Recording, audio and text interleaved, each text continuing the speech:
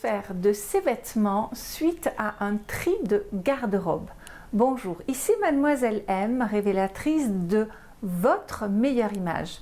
C'est une question qui m'a été posée par Éléonore à laquelle je vais répondre dans cette courte vidéo. Mais tout d'abord, si vous êtes nouvelle sur cette chaîne, eh bien je vous invite à vous abonner en cliquant sur le bouton en bas et également à appuyer sur la petite cloche de façon à ce que vous soyez notifié à chacune de mes vidéos. Alors, vous avez fait le tri de la garde-robe, la saison s'y prête effectivement, et maintenant, qu'allez-vous faire des pièces que vous ne gardez pas? Puisque, on va partir du principe que suite à votre tri, vous avez remis dans votre armoire tous les vêtements que vous gardez, et puis maintenant, il y en a dont vous allez vous débarrasser.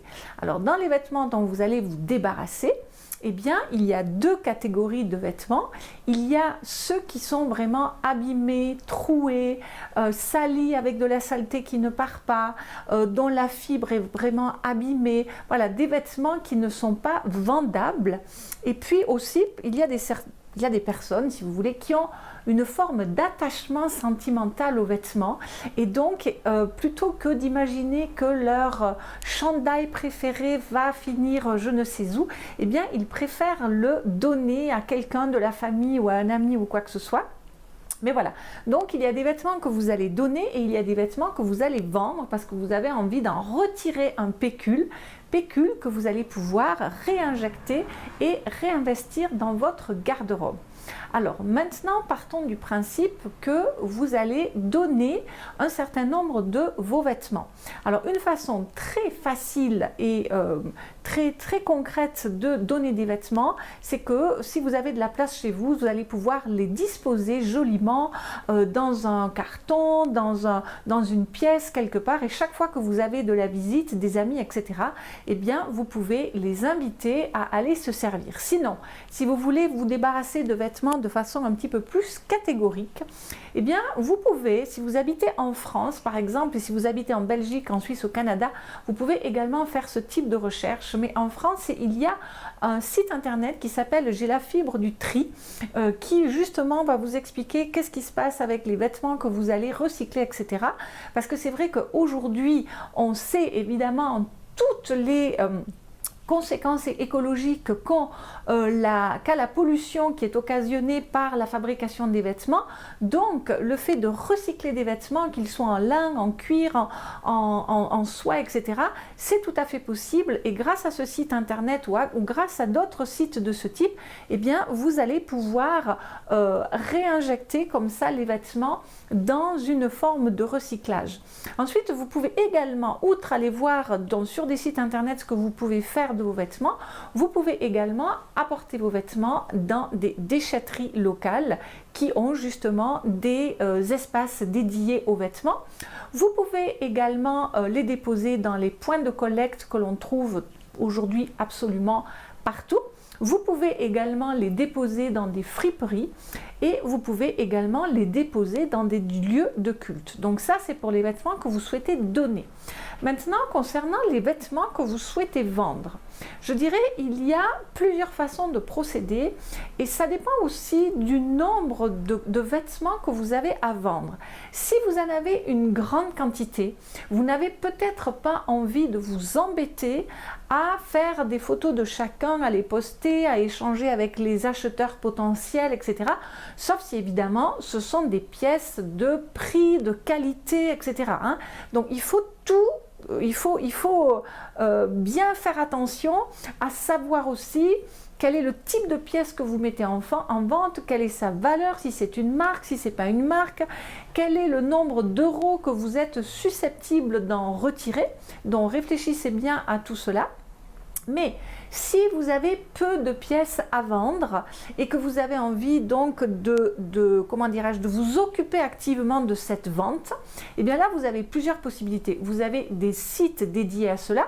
Donc si ce sont des vêtements par exemple qui n'ont pas une valeur énorme, je dirais, En France, vous avez un site par exemple comme Vinted, hein, sur lequel vous allez pouvoir revendre tous vos trésors. Maintenant, si vous avez des pièces de luxe, des pièces de marque, vous avez 2 sites internet, mais vous allez en trouver à nouveau dans chaque pays, qui sont par exemple Vestiaire Collective et le vide dressing, qui procèdent différemment, hein, puisque avec Vestiaire Collective, on va venir chercher vos vêtements, on va les examiner, voilà, et il y aura un échange, alors que dans le vide dressing, on va vous demander d'apporter des preuves par des certificats, par ce genre de choses-là.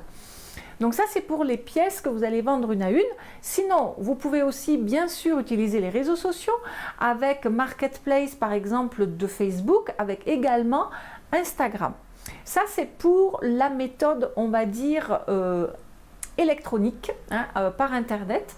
Et puis ensuite, sinon, vous avez les fameux vides dressing ou les vides greniers que vous pouvez faire tout seul, que vous pouvez organiser avec une copine.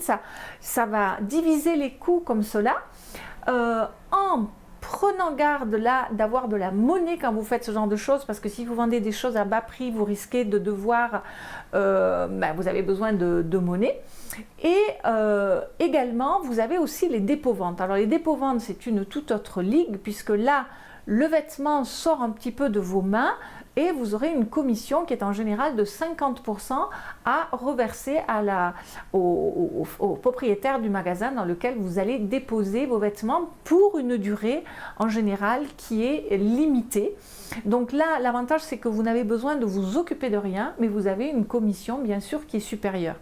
Quant au prix, eh bien, c'est à vous, bien entendu, de décider, en sachant que si vous mettez un prix qui est trop élevé, vous risquez de perdre une vente. Si vous mettez un prix qui est trop bas, vous n'avez pas de marge de négociation. Donc, en général, je dirais qu'il vaut mieux partir sur des prix plutôt à la baisse, parce que sinon il n'y a aucun intérêt d'acheter des vêtements de seconde main, mais en ayant quand même une marge de négociation dans laquelle vous vous dites non, ça je n'irai pas au-dessous. Donc à ce moment-là, vous mettez un prix légèrement supérieur, comme ça si le vêtement est vendu à ce prix-là, bingo, et si la personne vous demande à négocier, eh bien vous avez cette marge de négociation. Voilà, donc les possibilités qui s'offrent à vous suite à un tri de garde-robe, soit vous gardez, soit vous donnez, si ce sont des vêtements de faible valeur, à travers tous les exemples que je vous ai donnés, soit vous vendez en masse à travers des vides-greniers, des vides-dressing et les dépôts-ventes, soit vous vendez pièce par pièce à travers essentiellement les réseaux sociaux. Voilà, j'espère, Éléonore, avoir répondu à votre question.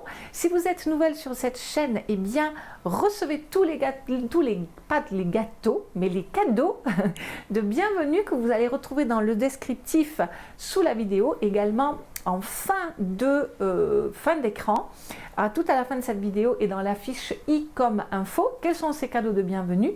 Eh bien, vous avez les fondamentaux de votre meilleure image à travers 5 vidéos phares. Vous avez un ouvrage de 140 pages sur la symbolique des 12 principales couleurs. Vous avez un relooking vécu de l'intérieur par ma cliente Christine, qui va à travers cet article et des vidéos vous expliquer comment elle a vécu son relooking. Vous avez également une infographie justement sur comment bien réussir son tri de garde-robe, et vous avez également un document sur les registres vestimentaires, sur les dress codes.